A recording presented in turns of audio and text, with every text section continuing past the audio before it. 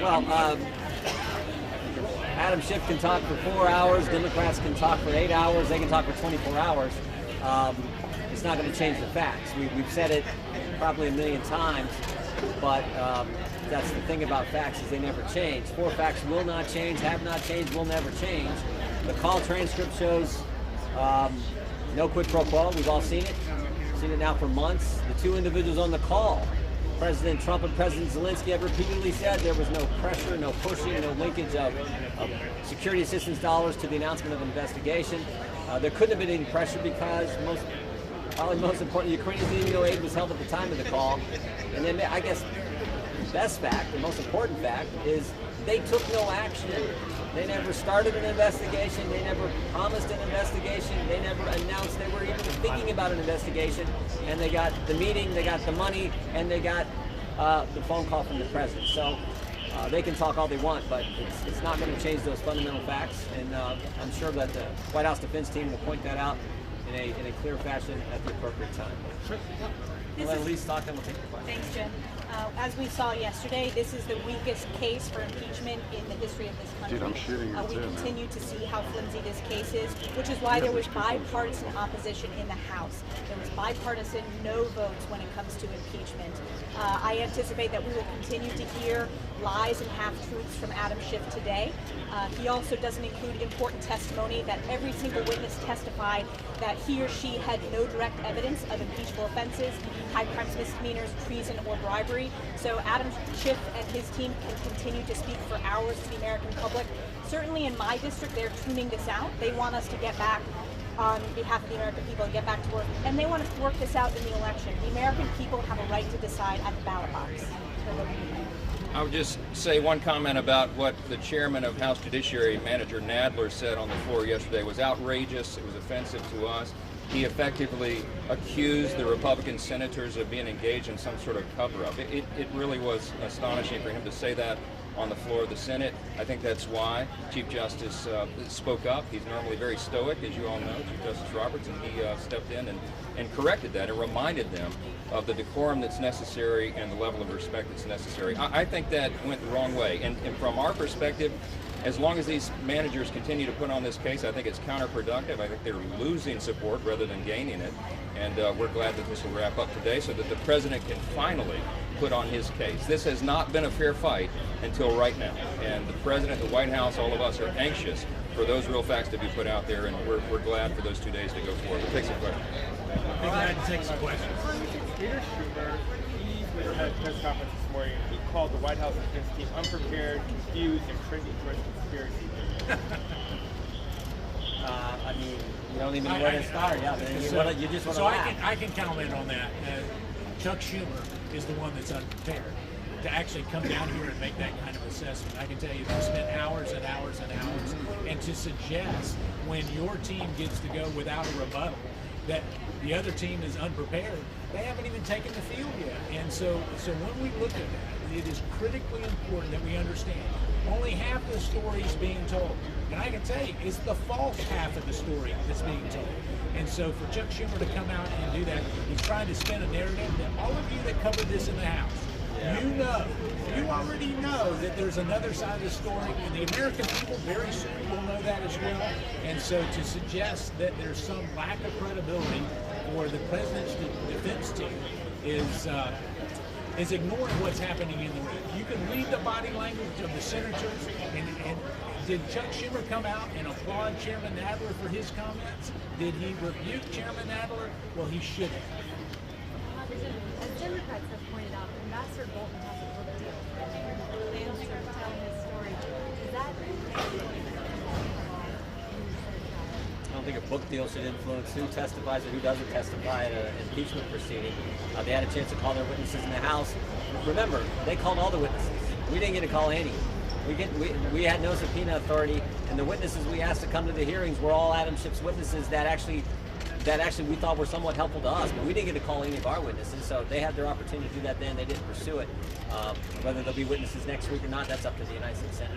Are you concerned? How concerned is the president? Obviously, this is a rare time where he sees the spotlight for 72 hours to the lawyers, the prosecutors. Obviously, yesterday we saw Jay Sekulow, the legal team, come out. You guys have come out multiple times to make your cases go. How concerned is the president that in this absence of his team, a message needs to get across to Americans so that one side is Well, I mean, the facts are all on the president. So when you got the facts on your side, you're pretty darn confident. tweeted 140 plus times Well, yesterday. and talking about the facts being on his side, that's fine. The president likes to tweet, he likes to communicate, and that's one of the reasons the American people like him and support him, and he's done such a good job as president. But the facts are on his side. So, I come back to the basics. This all started with his phone call. The next day, the very next day, July 26th, President Zelensky has a meeting with Ambassador Volker, Sondland, and Taylor. And guess what he said at that meeting? The call was fine, the call was great.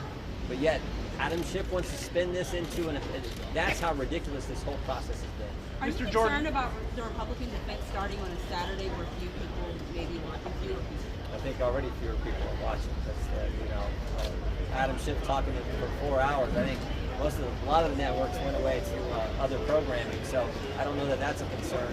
Again, I think the American people see it for what it is. Whether it's Saturday, whether it's Sunday, whether it's at midnight, the facts don't change. Mr. Jordan, when you say that they did announce an investigation, are you implying that if they had, it would have been inappropriate? No, I'm just saying that's been the Democrats' case. They said there had to be an announcement to get a phone call, to get a meeting, and to get the security assistance dollars released.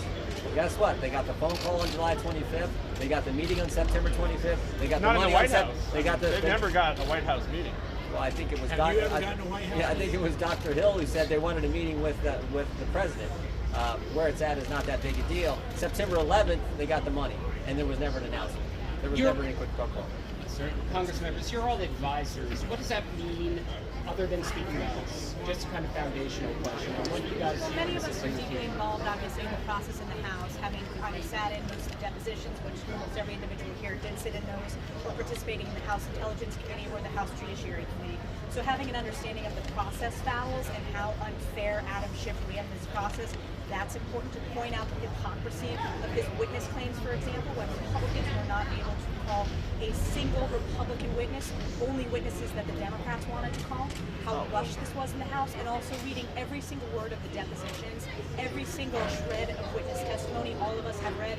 So we're deeply familiar, and if we can be helpful to make sure that the counsel's office knows all that, that's what we're here for. For clarity, weren't Morrison and Hale and Volker, they were all Republican witnesses, were they not? They were called by Democrats. We did formal requests of additional witnesses that were Republican only, and not a single one of those witnesses was called. Those individuals had already been deposed and had already done the depositions. Senate Republicans have said the House should have done the work. They usually subpoena these guys when they have the opportunity. Would you welcome the House beginning the subpoena process? Well, listen, of those Adam Schiff individuals had like John Bolton and others. It's not too late if they choose to. Adam Schiff had his opportunity, and they chose to take back the subpoena. This was They could rushed. still do This it. was on an arbitrary deadline. They wanted to get this done before the holidays because they're on an arbitrary deadline. I'm not sorry that their case is so flimsy, but it's very clear that it is flimsy, and they didn't come in with a strong case. Yeah, I think Congresswoman Stefanik makes a key point. You call your witnesses, you subpoena your witnesses before you vote on the articles of impeachment. Now to come back and say all of a sudden our case is weak, which they're not saying that. I'm saying their case is weak. The American people are seeing that their case is weak. But to suggest now that we're going to have these additional witnesses, when they went to subpoena the witnesses, what did they do with that subpoena? They withdrew them. Why? Because they didn't trust the judiciary to side with them. So now we have the Democrats saying that the executive branch under Donald Trump is not to be trusted, and also the judiciary is not to be trusted. I can tell you who shouldn't be trusted is Adam Schiff and the House managers that are trying to perpetrate this lie on the American people. Mr. Madden, you guys speak to the president on a near daily basis. What's the president's mood right now? And listen, the president believes that his defense team has done a good job. They've done the appropriate amount of energy. They have not worn out their welcome like Adam Schiff has worn out his welcome before my Senate colleagues. I can tell you, if you're in there, not only do you want to take no-dos, but you want to take an aspirin to get rid of the headache from the repetitive arguments that continue to be made. So the president is feeling good, not only about the defense team's preparation and execution, but the fact that the facts are on his side. And so it's a good day.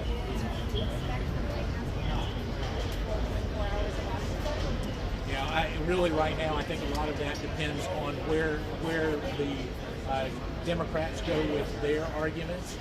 I can tell you, you don't need the full 24 hours to rebut the false narrative that's being put forth with Adam Schiff. At the same time, I think that's going to be a game day call. Thank you. Looking towards the president, should the president be said that abuse of power should never be an applicable offense? Look, the founding fathers are very clear about this. The constitutional standard is very high. You look at the pure and clear language of the Constitution. It's treason, bribery, high crime, misdemeanor. When you look at the evidence of all that, and this is what Professor Dershowitz is going to explain to the Senate when he gets his chance, probably on Saturday, the background of this is that the infraction had to be so great, on par with treason or bribery, that would be the threshold. So the job right now in our constitutional structure for these members, this U.S. Senate, is to determine whether these two articles are valid, whether they're credible, whether they actually have a case for impeachment, and they do not. And that's what the case is going to explain to the Senate. I think they're going to see it very clearly. And all this talk about witnesses and documents is going to be irrelevant because it was premature for them to determine that on the front end. So we'll see how it goes. Thank you, Thank guys. you. Thank you so much.